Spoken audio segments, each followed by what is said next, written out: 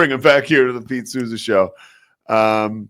Remember to go check out the Payoff podcast, the podcast about sobriety. We always, every year around this time, we sort of lag on shows just because of how busy with basketball, and especially this year with the sports show. You can expect myself, yours truly, to put a charge in that once spring hits, but there's still like 150, 160 episodes that are awesome for folks who, if you're trying to get sober or you got somebody on a journey of sobriety, it's called The Payoff with Pete. Check it out on the Rogue Media Network. Somebody who could use some spirituality, John Rocker and Pat Mahomes Sr. Now, these two were seen. Do you have the clip of them? Okay, so let's check this out. This was after the Super Bowl. There's a couple things about this that are just blow my mind. So this is real. The footage is real. This is Patrick Mahomes Sr. in the red sweatshirt with the hoodie up, and that's John Rocker. Okay, now, apparently, it looked like Rocker came up to say something to him, and Mahomes was like, hey, beat it, get out of here. Now, if you remember, and Rocker's a bonehead. I mean, he's like politically, he's out of his mind. He's look at him walking around there. I mean, I wouldn't mess with him, but he's like to the right of Alex Jones. If you've like at all been like clued in on what John Rocker's up to today nowadays, he came back on Twitter and was like out of his mind. I'll give you some context to this before we get to what I don't know if you'd call it a payoff to the situation between these two. So in 1999, I remember this so very well because I was actually living in New York at the time. It was after college. It was like December. John Rocker writes a feature article on, Jeff Pearlman writes a feature article on John Rocker. And basically it painted, rightfully so, John Rocker as a bigot and a racist and a piece of shit. In the article, Rocker said that he wouldn't play for a team in New York because he didn't want to ride the subway with someone who was queer and had AIDS. He called a black teammate a fat monkey, and was not a big fan of people that weren't from America. He was actually fined for the first month of the next season in 2000, and he got fined 20 grand too. And a lot of this was, there was a huge rivalry between the Braves and the Mets at the time, and so that's why he was talking about being in New York. I guess he'd ridden the subway in New York, and Rocker did, and these were all the concerns that he had, right? All the impressions that the Big Apple had made on him. Well, a player on that New York Mets team in 1999 was Patrick Mahomes Sr. I knew he had success. He was 8-0 for the Mets in 99 and pitched for him 4 times in the postseason. He was not like a guy who didn't make the playoff roster or whatever. Patrick Mahomes was a strong middle reliever at this point in his career, but he was kind of, you could view as being on the other end of those comments that John Rocker made. You know, at the time, Patrick Mahomes Sr. is playing for the Mets. He's a New Yorker, and John Rocker is making these awful comments. I can remember the next July when Rocker was done with his suspension and the first appearance he made in New York, coming in as a reliever for the Braves, and people, Mets fans throwing stuff on the field at him. It was like a real bizarre situation. So there's no love lost between John Rocker and Patrick Mahomes Sr. Okay, that being said, let's play that video one more time, Scotty. I saw this the other day, and I was like, no effing way. This is not real. These are two guys who are at a low point in their life. By the way, Patrick Mahomes Sr., what are you doing, dude? You've racked up like a handful of DUIs, right? Like, do you still have to drink? Okay. It's clear you have a problem with drinking. I think you have actually owned up to that. But now you're at Bourbon Street out late at night with a cigarette in your hand. You're pushing 60 years old. Like, there's probably other places you could be, right? Like home. I mean, like, do whatever you want to do, but like you're putting your son in a weird light. Like, and to me, that is like addiction 101. Like, he's not thinking clearly. Like, you would think at this point, just lay low, brother. Lay low. Okay. He's not doing that. Okay, whatever. So now he has that situation with Rocker, where it seems like the two of them are, ready to fight. And then we get this yesterday from the great Dave Portnoy at Barstool Sports. Check this out. All right, breaking news. I don't know if you saw this little beef on Bourbon, the beef on Bourbon Street this past weekend. John Rocker and Pat Mahomes Sr. going at it, almost broke out in a fight. I guess they fucking hated each other since their playing days baseball. I mean, I guess not surprising. Everyone has beef with John Rocker. But they signed the fucking paperwork. Guess what we got, boys and girls? Rough N Rowdy, April 19th, Wheeling, West Virginia. Bad Friday. Two guys, none of this like, I liked Tyson, Jake Paul. They're great. They're fucking making up and like fucking each other after the fight.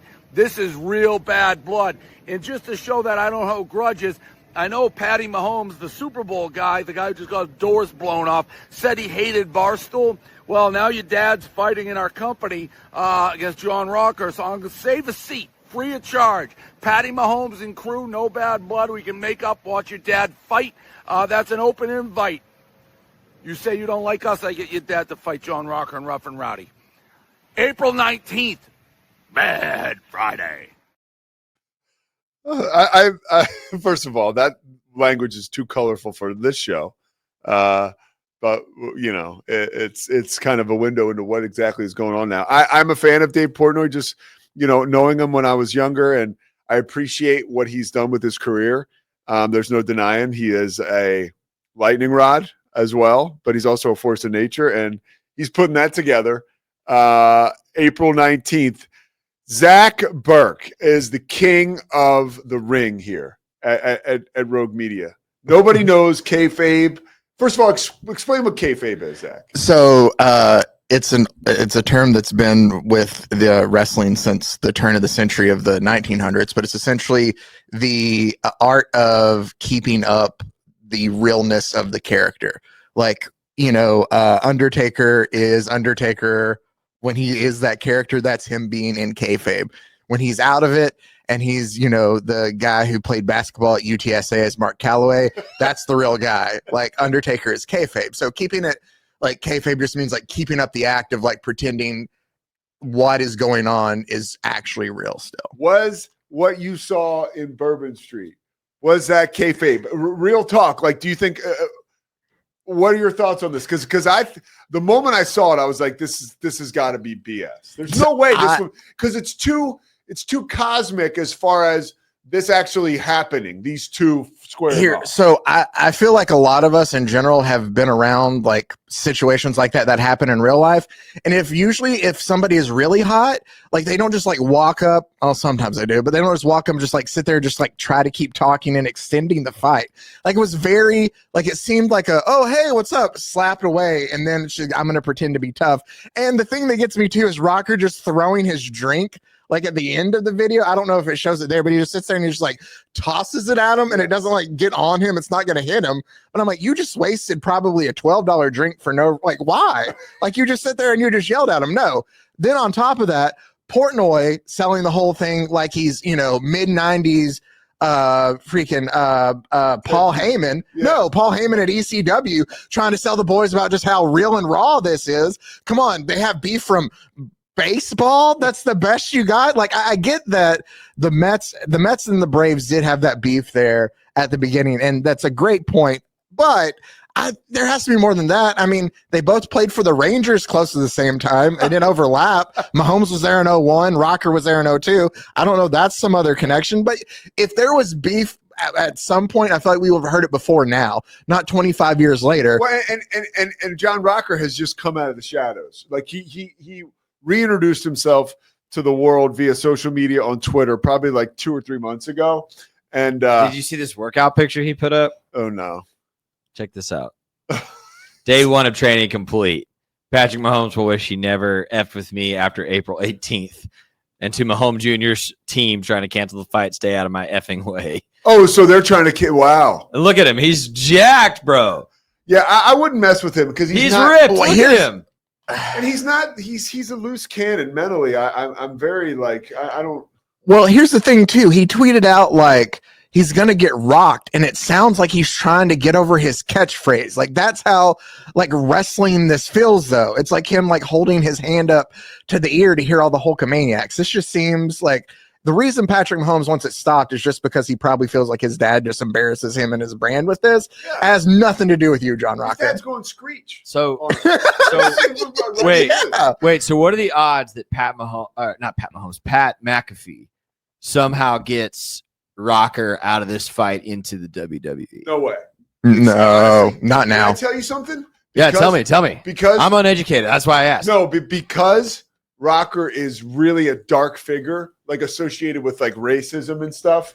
Like, I don't think Pat McAfee touches this. I think John Rocker's that radioactive. Dang. Yeah, like I like John Rocker has, because he not only did he say that stuff years ago, but he never really apologized for it. And if you at all like have, unfortunately, he's come across my Twitter feed recently. It's just like, Yeah, I had never. yeah.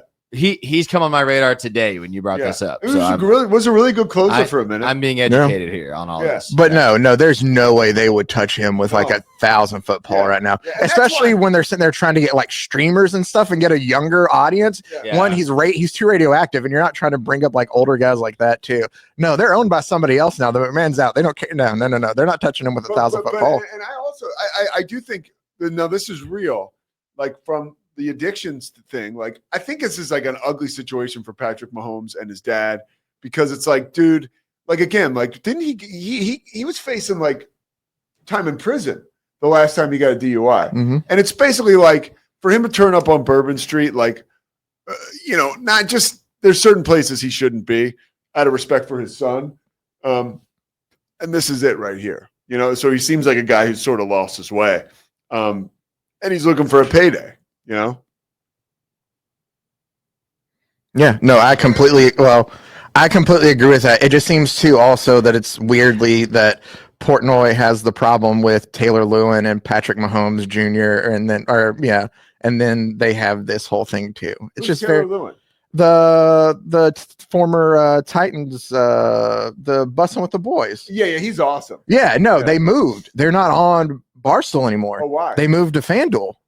Was there And so controversy there around was that? there was a press conference that he like shot a video of Lewin did, of where he's like, hey, did you hear that Bussin' with the Boys is moving over to FanDuel? Does that mean that they got a better chance of getting you now on the podcast the upcoming season? And Patty was like, yeah, no, like that helps him out a lot more, but I guess we'll have to see about that. And Portnoy lost his mind. He was just like, oh, you want to talk about colorful language there? Like what he talked that he had done there. He's like, oh, give him a rag. It's all over his face, stuff like that. And just losing it for him. And they're like, oh, are you just going to ask softball questions now that you're not there? Like, come on. It's very much I a will wrestling tell promoter you, from Portnoy. What's going on with Barstool is really amazing. And, when you think about what we have here at Rogue, the direction is more like, let's be something like The Ringer, right? Although Barstool's compelling, and it's, like yesterday, Big Cat is doing an interview. Did you guys see this? Mhm. With Adam Silver? Okay. So Adam Silver is on, what's that, PFT, I guess, Mhm. right? Yeah.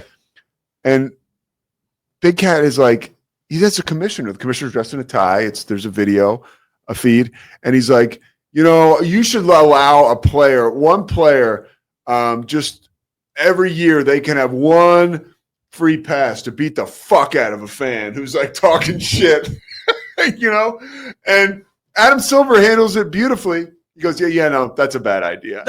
And it was like, it was really funny. And it was like, Assault is never okay. yeah, it was great. Silver, but we're in a world now. I was thinking like, Bob Costas was never going to ask David Stern a question like that. Like, Dude, Barstool is truly, I think, one of the most interesting studies in modern media in terms of it's so siloed, where like if you're into Barstool and their shows and their content, like you are into it, that's what you consume, and like those guys have a huge following. But like, I never listen to Barstool, and it's not because I'm anti-Barstool inherently. It's just It just naturally doesn't come up into my feed. No. it doesn't come across my stuff. Yeah. That's not where I'm going for my content. Yeah. But they've really created this thing. But like I'm on the air calling a basketball game, worried that if I say a guy has a kiss off the window and I want to say chef's kiss, but I say, oh, it's a French kiss by accident. Now all of a sudden I could get crushed all over just by saying the wrong thing. Meantime, the commissioner is in a different medium talking to this guy who's MFing. It's just amazing. That's wild. And, yeah. and it's not like he caught the commissioner on the street. Like that was an interview that was facilitated by the NBA. Yeah. Like it was set up. I'm not saying it's wrong. Like, like the colorful language, as much as it can be offensive, whatever, that's how people talk. It's so it's normal. It's like that's what to me is such an interesting, why Pat McAfee is such an interesting case study for kind of walking both worlds. Yeah. Like he has this YouTube show that was using a lot of that kind of language, and then he becomes kind of a star on ESPN through his College Game Day appearances and stuff, and then he ends up merging the two where they have limited colorful language, but they still talk like themselves, and they have that disclaimer in front of every show that I love where there's like, we use language because that's how the people in the real world talk, and like it's just so interesting, like ethics, like, oh my God, I studied journalism at Baylor, 10 plus years ago now. You could get me so geeking about all of this It's stuff. super, super interesting. And how the internet has become the Wild West. And like, because I worry, like, sometimes when I'll swear on this show, I'm like, gosh, I wonder what would happen, like, if the person at ESPN who hired me saw, like, me dropping an F-bomb on this show. Yeah. Like, could they turn around? Like, first of all, they're not watching. They don't care. I mean, no, really. But, like, at the end, and I have to be true to myself. Like, I'm not here doing anything hateful or – this is who I am. Like, I trust myself. Yeah. But I do want to be careful. Like, I don't want to be saying the F word because that's could, I don't want to. It's the same thing with, like, we talked about Aaron Rodgers going on Pat McAfee. Like, is that ultimately moving you in the direction you want to go? Yeah. So a whole lot of talk around that. Interesting conversation. Look at this. Put a couple thoughtful guys in a room, huh? All right, we will be back tomorrow. The Pete Souza Show presented by Slovacic. Thanks for putting up with us for another hour today. See you. It's the Pete Souza Show. Sports.